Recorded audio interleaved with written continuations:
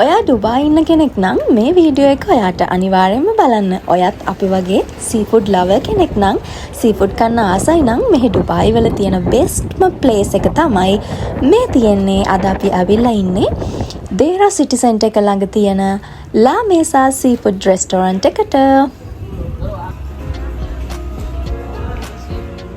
ඉතින් ඔයා ඩුබායි ඉන්න කෙනෙක් නම් ඔයාට වැදගත් වෙයි කියලා තමයි මම මේ වීඩියෝ එක ෂෙයා කරේ. බර්ත්ඩේ පාටි එකක් සෙලිබ්‍රේට් කරන්න ඕන නම් ඔයාලට බර්ත්ඩේ පාටි එකක් සෙලිබ්‍රේට් කරන්නත් පුළුවන්. මුලින්ම මේගොල්ලන් අපිට සර්ව් කරනවා ඩ්‍රින්ක්ස්, ඒ වගේම කටල් ෆිෂ්.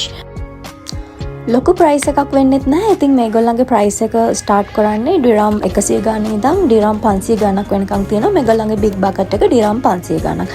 ඉතින් අපි ගත්තේ ඩිරම් 300 ගාන එක. අපි 4 දෙනෙක් ගියා. හැබැයි අපි 6 දෙනෙක්ට කන්න පුළුවන් ප්‍රමාණය තමයි තිබුණේ. කියන්නේ මේක අපි ගෙවපු ප්‍රයිස් එකට හරිම සාධාරණ. ඉතින් හරිම වර්ති.